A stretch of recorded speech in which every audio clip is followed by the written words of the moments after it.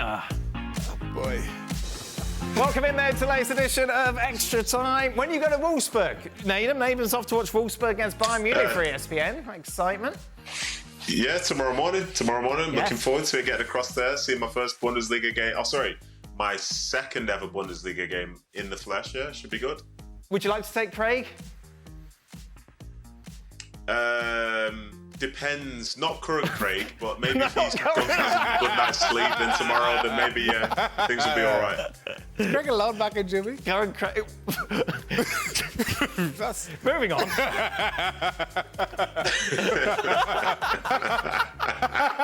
I think you'll find it was Berlin. I think Berlin's in Germany. Hey. Yes. For the panel, all three of you played in the Premier League. If you could have played in any other big European league, which one would you have preferred to play in? Spain. In Spain? In La Liga? Yeah. Burley? Just say that, because that's going to upset Italians. Right. So I'm good with that. OK, and Germans? I'll be honest with you about the German stuff, right? Right. I have to say this. OK, so get ready, Nedum, for your Wolfsburg trip. I love them to bits, right? Oh, good. But there's only so much piping on about Germany I can take. Oh. That's it? I just can't. No, I'm not going to say it. There we go. Right. It's absolutely driving me insane already. There's only match day first weekend. Nedum, where would you like to go, Nedum? Back to the Championship? I think I would have liked. I think I would have liked Spain. You know, when you see like Barcelona's, Real Madrid's, and good weather, Spain is always the answer. Yep, I think so. Yep, Spain. Spain, there we are. Oh, anti-Italian. Anti-Italian, anti-French. Shaka, which manager do you think will get a new job first? Edin Terzic, Thomas Tuchel, Max Allegri, or Xavi? Thomas Tuchel. Yep. You asked me why. I just choose Thomas Tuchel. I've learned not to do that over the years, Shaka. Yeah. Just that's it. Good. Is Liverpool's lack of financial support down to the belief in having the pieces needed? Given the injury history of some within the squad, is this a wise model? Liverpool fans obviously concerned they haven't made any big signings this summer. They've tried to get players, haven't they? They just haven't got them. Yeah, I mean, I don't think there's a belief. What does it say? Belief in having the pieces needed. So I think if you go and ask Arne Slot, is this a perfect squad? Are you happy, or would you like X, Y, and Z? He'd say, "Oh, well, give me X, Y, and Z." Mm-hmm. But they have these new recruitment people that have gone back in, or some Michael Edwards and others. So I don't know what their policy is between now and the end of the transfer window. To be quite honest with you, to me, they don't look as if they have enough to challenge all the way to the end of the season. I'll get a stats question for Craig. Why the possession stat is so widely in use when analysing games? Isn't the volume of passes completed a better measure of a team's dominance? Yeah, Craig. Why is that? Passes completed? Yes. Isn't that a better measure of a team's dominance? Passes completed? That's what the person has said, yes. Tell the volume of passes. You can tell the person. I don't tell need... the person. You can tell them. They'll be watching. Tell the person. Yes. How many points do you get for passes completed? You don't get points for stats, for possession stats either. Yep. But I go back to what Kevin De Bruyne said last week, and others, and I've been saying this for you can take your possession stats or your passing stats at 97% and you can stick them where the sun doesn't shine. Because I'd rather have somebody with 80% possession stats who's tried to play a dozen balls that are killer balls over the top and 2 of them have came off. But his stats are not padded. Right? Stats just driving me nuts, all these stats now. Nedum, did you ever look at your stats? Yeah, kind of, but it kind of depended on what the manager wanted. There were times where managers wanted, say, a certain number in terms of how much you were running, high-speed running, whether it was about duels, recovering into the right sort of positions, sometimes passes. But then, as kind of Craig is saying, I could have had a game where I made, 60 passes and the completion was really high. But realistically, did I affect the game? Because now I think most people, they try and see the progressive passes, the ones which actually set the team up in a way that the manager would want, instead of just the safe ones backwards and sideways all the time that don't really offer anything at all. People that don't understand the game love stats, don't they? It's their lamppost to lean on. Right. Right, let's be honest about it. Some stats are okay, but, it's like UEFA. right? UEFA put these absolutely pointless, needless running stats up during the game. The half-time ones, yeah. Such and such a player ran that distance, this team ran that distance. We used to come in on a Monday and we knew how far everybody ran in a weekend. What's the point? It's not a marathon, it's not the Olympics. You don't get points for running 13 kilometres and somebody's ran 11 kilometres, you haven't had a better game. I mean, it's just absolute nonsense. People they're just living in this stats world now where, and then you see these things. Oh, what's the other thing they do? How fast a player ran. Right. When you're gobbling up that garbage, it's time to switch it off. You can see how fast he ran. All right, you tell me he ran at 36.6 kilometres. That's a nice little insight, isn't it? How fast he's going. Ooh. I mean, Jesus, God. Shaka, what did you used to do for your running stats? I just used to run up and down and run across When the ball was at the other end of the pitch. I used to run across it. I used to have great running stats. Even the goalkeepers with the stats. Remember we got some of them out last year? He's made X amount of saves. Yeah. David Raya had made more saves than Aaron Ramsdale. Yeah. And there was a stat to prove it. It's because Ramsdale's on the bench. Nedum, how far can Manchester City reach in the Champions League?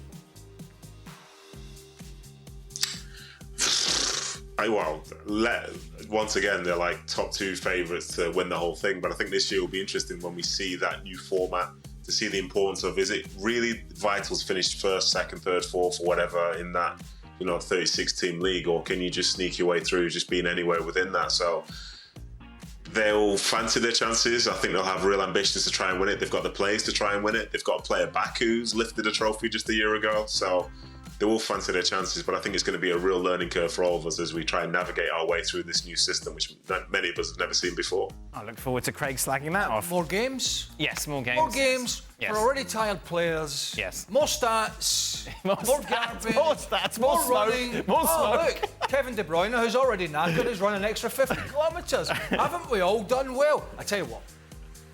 Okay. Say, Shaq, I vowed this year I wasn't going to let trivial stuff annoy me. Oh, there we go. And Who'd you vote this to? myself. I made a pledge. Looked in the mirror. Come on, Craig. I made a pledge. This year? This year I'm going to be positive. I made a no, not being positive. Okay. I am positive with stuff. It's triviality. Right. Right, triviality and nonsense just are making me angry. I'm sorry, but they really are. Shaka, who was the craziest teammate in your team? Paulo Di Canio. So I'm thinking Faustino Asprilla, this person has written. Yeah, Asprilla was a little bit of a nut, you're right. Do you have an Asprilla story? Not for this show. Okay. Do you have a Di Canio story for the show? Was you playing in the game at Everton when he stopped to play? Yes. Yeah. Just remind us of that, if people don't know. He got brought on a few times that he thought should have been a penalty, and so he started remonstrating to Harry, take me off, and Harry wouldn't. Harry just started looking up the pitch. He looked anywhere but at Paulo. Paulo just sat down in the half line for about 5 minutes. Game's going on, people just running around Paulo. Game's just carrying on. Harry shouting instructions. And then eventually Paulo just realised, well, I guess I had to play on. So he gets up and just joins back in. Game carries on as though nothing happened. That wasn't the story I was thinking about. Which one? The story I was thinking about is when he caught the ball? When he stopped the play because Paul Gerrard? Yeah. Oh, the Everton goalkeeper went remember down. he was injured. Yes. He got some kind of award for that. He got some kind of... Was you playing in that game? I played in that game too. Do you remember that? Yes. The Everton goalkeeper got injured. It looked quite serious. Yes. He could have continued, probably put the ball into an empty net. We were just outside the bottom 3. And picked the ball up out of sportsmanship. Yeah. And the play was stopped. I think it was Frank Lampard who got down the right-hand side. That was after he pushed Paul Alcott over. that was before. Yeah, I forgot he pushed Paul. Yeah. That was Sheffield Wednesday, and then he came to West Ham, and then I think it was Lampard got down the right-hand side. Gerrard goes over. It looked pretty bad, as it turns out it was. But he clipped the ball over. Nobody was near him. He'd come running out his box and then just went over. So Frank just kind of clipped the ball over. It fell to Paulo, who must have been 12 yards out, free. And he just caught the ball and said, stop. That's not... Did you win the game in the end? What was the final score? Do you remember? I think we drew, And we were right above the bottom 3. So everybody's like, "Oh, we need them points." You know, it was right to the end of the season. What was it like in the dressing room afterwards? Well, you can't really get too angry, you know. But everybody's just like, "What's Paulo doing?" You know. But you have to kind of hold it down because. Now, was he crazy off the pitch as he was on it? Yeah. Yes. I missed him by a month. Yes. Where was that? Celtic. At Celtic. Okay. The 3 amigos, as they called them, were all shipped out. Oh. George Cadet, Portuguese international. Right. Van Hooijdonk. Right. And Paulo Di Canio all left in that summer that I arrived with Larson and a bunch of boys. So they were brilliant. And so we're talking about Di Canio. The Celtic fans loved them. Van Hooijdonk, Cadet, Di Canio. They were magic. They didn't win the league or anything, but they played some great stuff. But I would have been loved to have been in that dressing room just to see how bonkers it was. Right. Paulo was. But they loved him up. That goal that he scored, but was it against Burnley? The scissors that everybody still raves about. Yeah. I've seen him do that so many times. Right. You know, it really, he hit it with the wrong foot really. You know, cross coming from the right, he's coming down the left channel and hits it with his right, outside of his right foot back across. It just makes no sense. But he used to do that in training all the time. I mean, Paulo. And yet, I don't know off the top of my head. For a guy with his talent, he was not really. You didn't recognise him. Did he play for Italy? No, I don't know if he did. I don't think he did. I don't think he did. No, but I'm just saying. I don't know of the numbers. I don't think he did. But yet, I mean, Italy have always good players, but really good. But I mean, Nedum, the craziest person you've played with? So the craziest one I ever played with is a guy who, at his core, is a really, really nice guy, but he's wrapped in a lot of layers of insanity, and that would be Ben Thatcher. And as I look back at, say, some of the stuff that you would be doing in and around the dressing room and training ground, like, I wish I could tell some of these stories, but I don't want him to get into trouble. So I'm just going to say Ben Thatcher was a very, very crazy teammate. And yeah, like I say, inside he's a very nice guy, but wowzers. I remember, whenever I think about Ben Thatcher, I just think about that game where there was a crazy elbow. Can't remember. It was so blatant. Right. I know exactly what The one I'm talking about. I can't remember who it was. Does he run off the? He actually runs. I might be wrong. He runs off the field, and the ball is not even in the vicinity, and it was like it just seemed to be like a red mist moment. Right. But that's kind of thinking about. What about you? Craziest person you play with? Oh, you talk about John Spencer a lot. No, John wasn't crazy. He was funny. What? It's Craig. Greg looking in the mirror. Well, very trivial. Who's going to be trivial today? You're going to be nice this year. When you try to go all Spanish on the show, it just really annoyed me. Oh, brilliant.